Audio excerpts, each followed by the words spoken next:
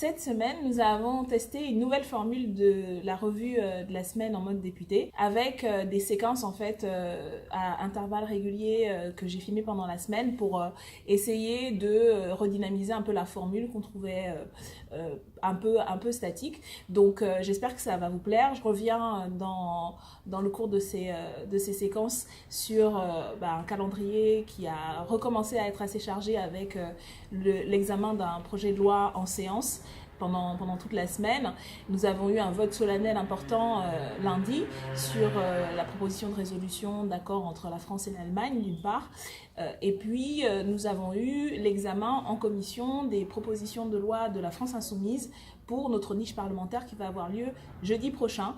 Et donc je vous reparle dans le cours de ces séquences de l'expérience en examen en commission de deux propositions de loi en particulier. Celle que nous avons examinée en commission des lois, c'est celle sur le récépissé, la mise en place du récépissé de contrôle d'identité et du droit à l'eau. Mais il y avait également en même temps celle sur le burn-out, celle sur le CETA et la fin de vie.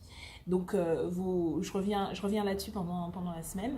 Et puis on a eu une conférence de presse jeudi pour représenter tout ça. Donc voilà, nouvelle formule, j'espère que ça va vous plaire. Dites-nous ce que vous en pensez, mettez des commentaires, surtout mettez des pouces, diffusez la vidéo et je vous donne rendez-vous la semaine prochaine. Tout autre chose, à 2 jours du sommet mondial de Davos, Emmanuel Macron a voulu organiser un sommet sur l'attractivité économique de la France, sommet baptisé en anglais Choose France, choisir la France. Environ 140 patrons de multinationales, poids lourds, de l'industrie, du web et de la finance sont invités encore ce soir sur place à Versailles, le château de Versailles, c'est bien ça. Moi, ce que je me félicite, c'est qu'aujourd'hui, ce pays, la France, est de retour. Elle est de retour sur la scène internationale, sur la scène nationale, avec une économie plus attractive, qui crée de l'emploi, qui est en forte croissance et qui aujourd'hui permet d'améliorer sa compétitivité. Donc tout cela est de bon augure. De bon augure, vous partagez ce sentiment, Daniel Obono. Il est vrai que plusieurs enquêtes montrent que les investisseurs étrangers ont une meilleure image aujourd'hui de la France qu'Cocorico, donc allons-y, n'est-ce pas?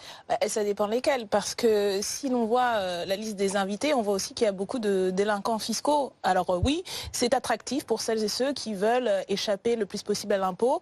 Vous avez le patron de Goldman Sachs, dont on sait qu'il a participé à maquiller les comptes de la Grèce, et on voit dans quel état est ce pays.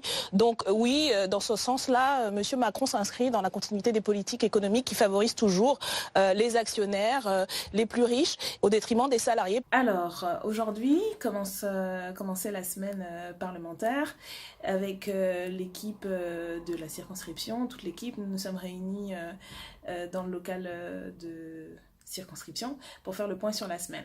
Cette semaine, 2 événements importants. Le premier qui avait lieu aujourd'hui, je vous en parlerai dans quelques instants, c'était le vote de la proposition de résolution entre le Parlement français et le Parlement allemand, qui a été proposée par le président de régie et peu débattu. On n'a pas eu les moyens de l'élaborer, et puis surtout qui consacre le renforcement de la coopération et des liens entre la France et l'Allemagne. Je vous en avais déjà parlé la semaine dernière.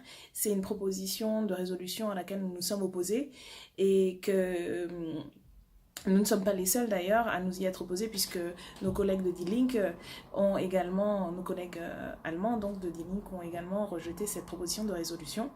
Je vous renvoie à l'intervention d'Éric Coquerel, qui a présenté la position de la France Insoumise lors du débat parlementaire. La parole est maintenant à monsieur Éric Coquerel pour le groupe La France Insoumise.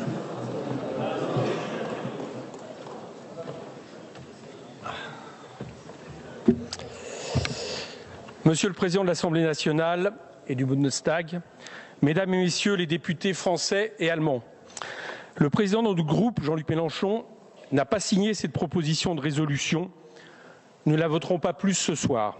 Donc ça a été important parce que pour nous avons une proposition alternative. Nous ne sommes pas contre l'Europe, nous sommes contre cette Union européenne et nous avons développé depuis des années des propositions dans le cadre notamment du plan B avec plusieurs partenaires européens, dont Die Linke en Allemagne, mais aussi le Bloco au Portugal, Podemos en Espagne.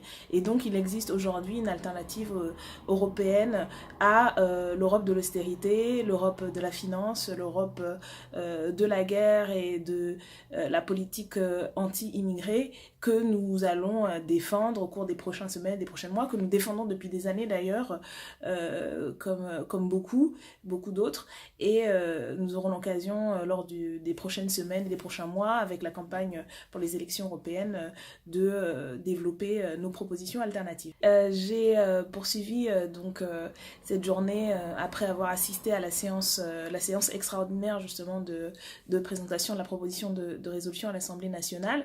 Je suis intervenue dans un média, donc c'est un exercice nécessaire, pas toujours très simple ni agréable, puisque c'est pas un terrain où on a souvent l'opportunité de véritablement développer ses idées, mais ça fait partie des espaces que nous investissons sans complexe et de manière déterminée pour pouvoir faire connaître nos idées.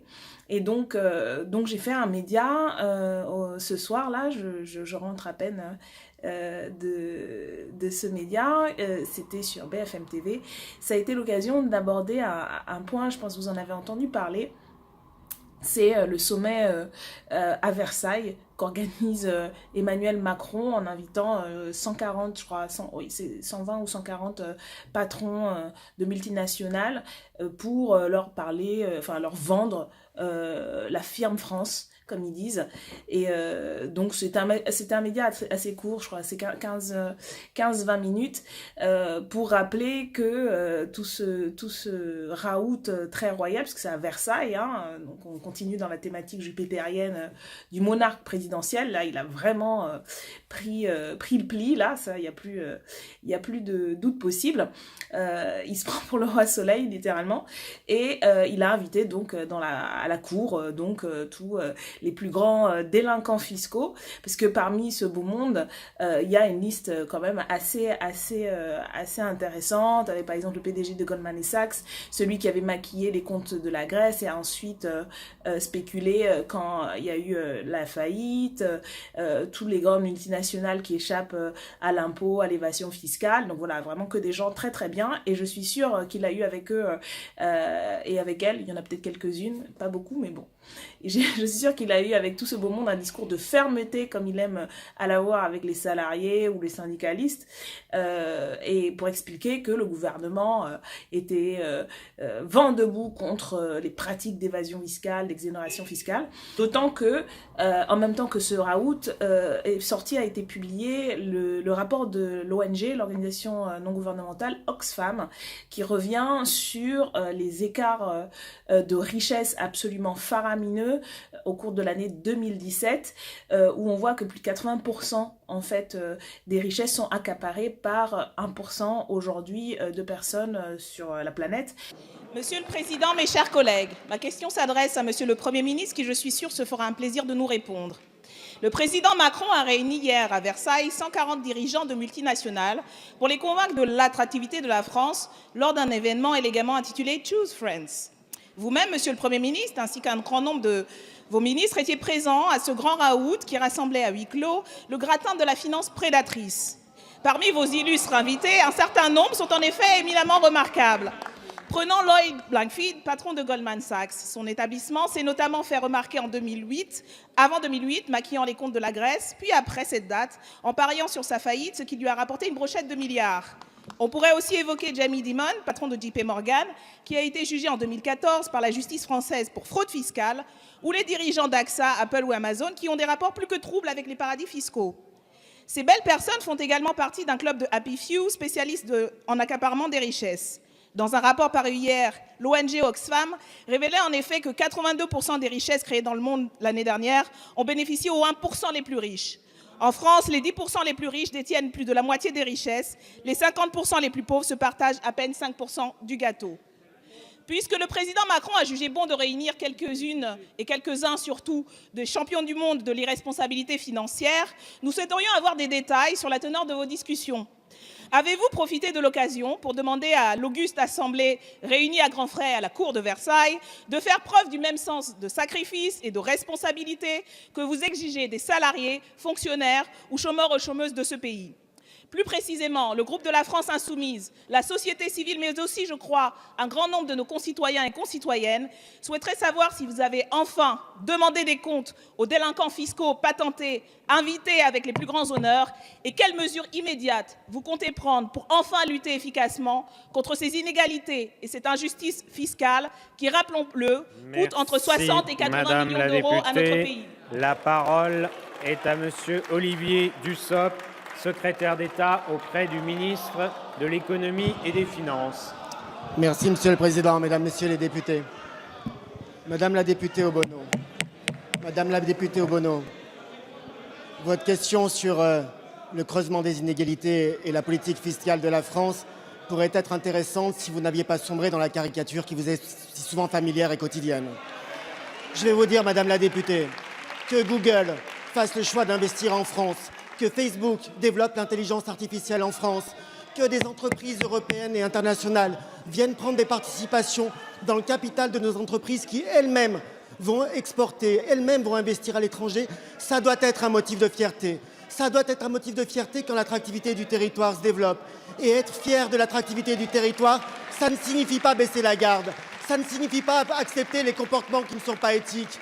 Et à aucun moment, vous trouverez dans la politique du gouvernement la moindre tentation de baisser la garde face aux fraudeurs et à celles et ceux qui se comportent comme des prédateurs. Nous savons mener la politique avec ces deux piliers, l'attractivité du pays et la volonté de toujours lutter contre les comportements les plus inappropriés. Le Premier ministre et l'ensemble du gouvernement sont mobilisés contre la fraude fiscale et nous n'avons pas attendu vos leçons. Et ni ce gouvernement, ni les précédents, ni ce gouvernement, ni ceux qui l'ont précédé, qui tous et toutes ont musclé les dispositifs de lutte contre la fraude fiscale. Donc je vous invite à un exercice, Madame Obono, un seul exercice.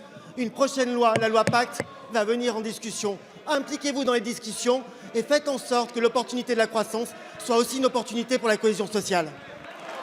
Alors, il est aujourd'hui mercredi matin, à 1h du matin précisément, et nous venons de finir en séance une première journée d'examen du projet de loi dit projet de loi droit à l'erreur. C'est le projet de loi qui va nous occuper toute cette semaine jusqu'à très très tard, je crois, parce que il y a beaucoup d'amendements à ce projet de loi et beaucoup d'articles. Nous avons un certain nombre d'amendements, puisque nous pensons que ce projet de loi qui prétend développer la confiance de l'administration envers les usagers, les usagères, et permet donc que les usagers puissent faire valoir d'un droit à l'erreur, ce qui en soi peut apparaître positif, en fait, est surtout un projet de loi qui répond à la clientèle de la majorité en marche, c'est-à-dire les entreprises, puisque si elle donne théoriquement aux citoyens et aux citoyennes et surtout aux entreprises le droit de faire valoir leur droit à l'erreur et elle renverse la charge de la preuve de la part de l'administration, va surtout profiter à celles et ceux qui ont les moyens de pouvoir, notamment à travers l'aide juridique, de déroger à un certain nombre de règles. Et d'ailleurs, dans ce projet de loi sont prévues des dérogations, notamment au Code du travail et au droit de l'environnement, au Code de l'environnement. Bref, on va dérouler ça pendant toute la semaine et dans nos argumentations. Hugo Bernalicis, qui a présenté la position de la France Insoumise cet après-midi lors de la discussion générale, a déjà donné un certain nombre d'axes qui expliquent pourquoi est-ce que nous nous opposons à ce projet de loi. C'est un projet de loi qui va créer, y compris pour l'administration, des charges en plus, alors même qu'il est prévu par ce gouvernement près de 120 000 suppressions de postes. Donc on va créer encore plus de travail pour une administration qui subit déjà beaucoup de pression sans en donner les moyens, ce qui va immanquablement créer un certain nombre de dysfonctionnements et de problèmes en plus et de mécontentements, y compris chez les usagers. Bref, encore une fois, ceux qui prétendent simplifier vont au contraire compliquer le travail et diminuer encore plus la confiance des administrés dans la fonction publique. Donc, je vous renvoie à l'intervention de Hugo Bernalicis cet après-midi et aux interventions donc de tous les membres de la France Insoumise qui vont avoir lieu toute cette semaine sur ce projet de loi important parce que c'est de notre point de vue la continuation du délitement en fait des capacités de l'État à contrôler un certain nombre de procédures. On l'a vu dans le scandale Lactalis, ce ne sont pas des éléments de trop superflus, c'est d'abord aussi ça qui permet qu'on ait confiance dans le bon déroulement de l'économie et qu'on permette de préserver pour des questions de santé publique, des questions sanitaires, le bon déroulement des choses. Voilà, donc c'est comme je vous disais, un projet de loi qui va nous occuper toute la semaine. Nous avons également cette semaine l'examen en commission des lois de la proposition de loi sur le récépissé de contrôle d'identité et également sur la proposition de loi de la France Insoumise sur le droit à l'eau comme bien commun, que nous étudierons donc demain et dont je vous parlerai plus tard dans la semaine en préparation donc de la niche parlementaire de la France Insoumise la semaine prochaine, le 1er février. Après les questions au gouvernement, la séance a commencé sur le projet de loi dont je vous parlais, et puis ensuite on a des réunions en commission, et voilà, donc ça s'enchaîne jusqu'à 1h du matin, où nous terminons la première partie de l'examen, que nous allons continuer demain et jusqu'au bout de la semaine. Voilà pour aujourd'hui, enfin voilà pour le débrief de la journée de mardi, et voilà, je vous donne rendez-vous pour la suite des aventures parlementaires de Daniel Obono demain ou après-demain. Je ne sais pas si j'aurai le temps de faire une vidéo demain, mais il y en aura une après-demain et on continuera le débrief de la semaine passionnante de votre député préféré. Bonne soirée. Merci Madame la Présidente. Alors j'ai entendu beaucoup de nos collègues expliquer qu'il fallait être rationnel et dépassionné, mais je n'entends pas beaucoup de rationalité en fait dans leurs arguments, puisque comme l'a très bien expliqué monsieur le rapporteur Coquerel, toutes les études scientifiques prouvent qu'il y a discrimination dans le contrôle au faciès en France. Toutes les études scientifiques, il y a eu, oui, le CNRS, vous vous rappelez ce que c'est le CNRS ? C'est un institut de recherche scientifique. Il y a ces études qui ont été menées, il y a eu des procédures judiciaires, il y a eu, et cela a été dit, des condamnations de la France à ce sujet. Donc les faits sont clairs. Aujourd'hui à l'Assemblée nationale, encore une longue journée de travail avec les séances d'examen du projet de loi sur le dit droit à l'erreur qui se sont terminées en fait aujourd'hui. Ça s'est terminé plus tôt que prévu. Il y avait des séances prévues demain, mais finalement c'est allé très très vite. J'ai eu l'occasion de présenter des amendements du groupe de la France Insoumise sur la question de la préservation du droit à l'environnement, sur la question des universités. Je vous renvoie aux vidéos qui ont été faites de ces interventions que vous retrouverez en bas de la vidéo. Et j'ai également participé à la conférence de presse de présentation de notre proposition de loi sur la mise en place du récépissé de contrôle d'identité qui fera partie des 5 lois que nous proposons à l'examen de l'Assemblée nationale, à l'ordre du jour de l'Assemblée nationale, jeudi 1er février. Tout à l'heure, c'est une classe qui sort du Thalys. Donc une classe qui sort du Thalys, franchement, pour la relier avec des actes terroristes, du trafic de drogue, parce que c'est de ça que la police maintenant écrit en justifiant le contrôle, c'est quand même quelque chose, évidemment, qui laisse pantois. Pour moi, c'est ce sur quoi je vais revenir. Je pense que c'est vraiment une bonne chose et j'espère que cette proposition d'expérimentation pourra voir le jour et on pourra enfin commencer commencer à avoir des choses réelles, concrètes, sur lesquelles s'appuyer pour décider que c'est pertinent, il faut le généraliser, ou bien les détracteurs avaient raison. Bon. Mais voilà, on demande à avoir la preuve, donc c'est une très bonne initiative. Et on a donc présenté cette proposition de loi mercredi à la commission des lois, puisque c'est cette commission qui examine en préalable à la séance les propositions de loi sur les thématiques portant aux questions de sécurité, droit, liberté. Donc notre proposition de loi sur le récépissé. Donc je vous renvoie au document que vous retrouvez sur le site de l'Assemblée nationale qui présente cette proposition de loi. Elle est très courte, il y a juste quelques articles. On propose en fait d'expérimenter dans les communes qui le souhaitent ce dispositif pour voir justement voilà, si il peut être généralisé, quels sont les avantages, sortir justement des caricatures qui en sont faites, des exagérations. Donc je vous renvoie à cette proposition de loi, également à la tribune qui est en train d'être diffusée, qui est sortie aujourd'hui, qui est signée donc par l'ensemble des députés de la France Insoumise, et également des personnalités politiques d'autres formations politiques, donc du Parti communiste, de LV, voilà, de plein d'autres sensibilités politiques.